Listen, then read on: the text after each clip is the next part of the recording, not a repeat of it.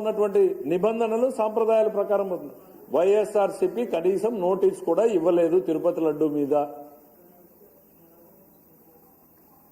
మరి అయినా సరే ప్రభుత్వం ముందుకు వచ్చి చర్చ పెట్టింది. మేము ఎక్కడ శశవిషలకో లేకపోతే చిన్న చిన్న ఎక్స్క్యూజ్లకు చూడ అయినా ముందుకు వచ్చి చర్చ పెట్టాం.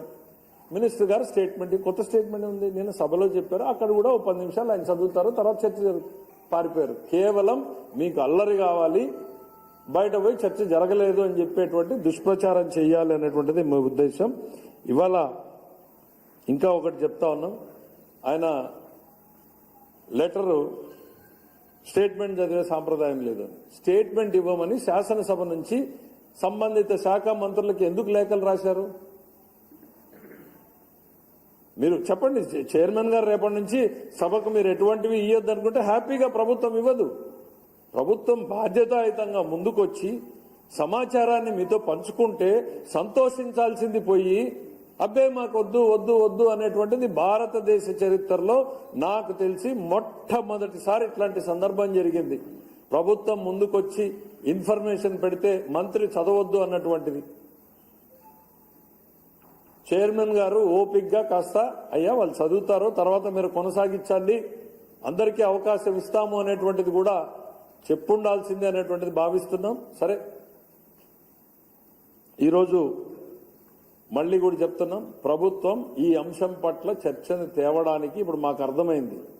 వాళ్ళు దీంట్లో వాళ్ళ ఉద్దేశం సరిగ్గా లేదు, కేవలం రచ్చ మాత్రమే చేయాలి, చర్చ జరగకూడదు అనుకుంటున్నారు. కాబట్టి ప్రభుత్వమే ముందుకొచ్చి స్టేట్మెంట్ ఇస్తున్నామని మేము ఈరోజు రేపు మేము అసెంబ్లీ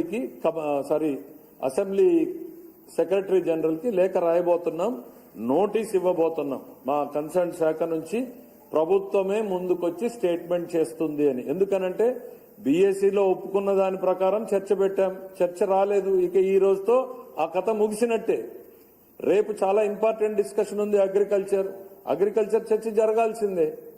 కాబట్టి నెక్స్ట్ వర్కింగ్ డే 4th ఏదైతే ఉందో 4th ఈ శాసన మండలిలో మేము స్టేట్మెంట్ చేయబోతున్నాం అనేటువంటిది అధికారికంగా లెటర్ రాస్తాం. దాని ప్రకారం మేము స్టేట్మెంట్ చేస్తాం. స్టేట్మెంట్ చేయడాన్ని is the prerogative of the government. Statement చేసేటువంటి హక్కు ప్రభుత్వానికి ఉంది.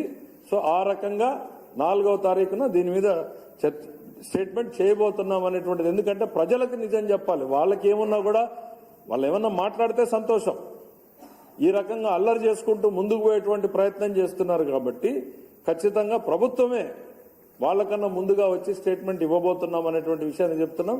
నెక్స్ట్ వర్కింగ్ డే రేపు అగ్రికల్చర్ చాలా ఇంపార్టెంట్. వాళ్లే పదే పదే కోరారు. అసలు రాష్ట్రంలో ఏదో జరిగిపోతుంది, మాకు వ్యవసాయం మీద చర్చ కావాలి అని. వాళ్ళ సిన్సియారిటీ కూడా చూస్తాం. అగ్రికల్చర్ మీద రేపు ఎంత సిన్సియర్ గా మాట్లాడతారో చూస్తాం. నెక్స్ట్ వర్కింగ్ డే 4th ఆ తర్వాత వచ్చే వర్కింగ్ డే 4th కి ప్రభుత్వం దీని మీద స్టేట్మెంట్ చేయబోతుంది. Thank you.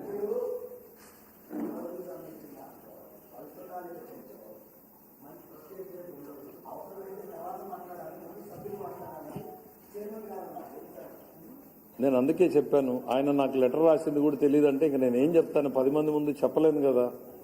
శాసనసభలో ముఖ్యమంత్రి గారి కింద, ఈ రాష్ట్రంలో ముఖ్యమంత్రి గారి కింద వ్యవస్థ ఉంటుంది.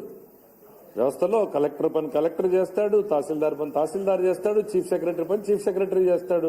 ఈ సభా సాంప్రదాయాల ప్రకారం ఆ కన్సర్న్ సెక్షన్ అతను లెటర్ రాసేస్తాడు. అయ్యా మీరు ఎన్ని 150 కాపీస్ మాకు ఇవ్వండి అని చెప్పి రాశారు. ప్రతి శాఖకి రాశారు. ఈ ఒక్క శాఖకి ఈ ఒక్క రోజే రాస్తే నాకు తెలీదు, ఇందులో ప్రభుత్వం ఏమన్నా ఆలోచన ఉందేమో అనుకోవచ్చు. రేపు జరగబోయే చర్చకు కూడా రాశారు. లేక మా దగ్గర మా మంత్రికి వచ్చింది. దాని ప్రకారం సంబంధిత కార్యదర్శికి వెళ్తుంది, మంత్రికి కూడా రాదు. మంత్రి పిఎస్లకు ఒక కాపీ రాస్తారు, శాఖ కార్యదర్శికి రాస్తారు. నోటీస్ ఇచ్చారు, కాపీలు ఇచ్చారు, నాకు తెలీదు అని అంటే దాని గురించి నేను కామెంట్ చేయకుండా ఉండటమే బెటర్.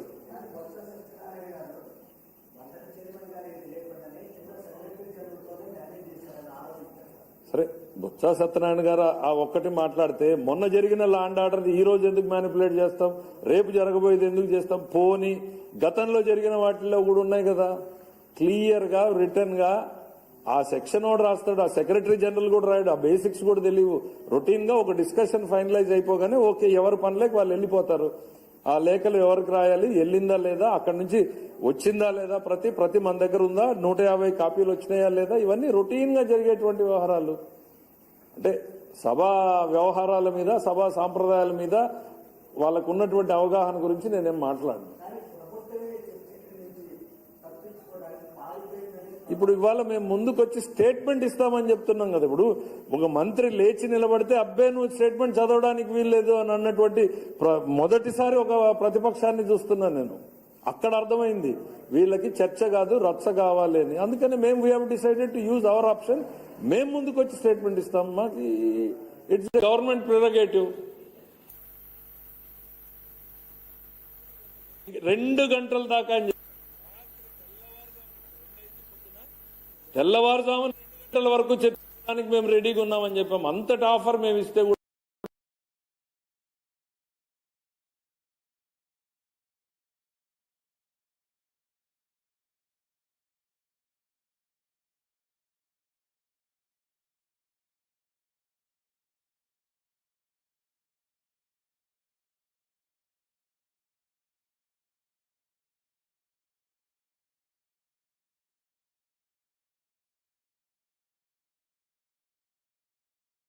ప్రజలకి కూడా సమాధానం చెప్పాల్సినటువంటి బాధ్యత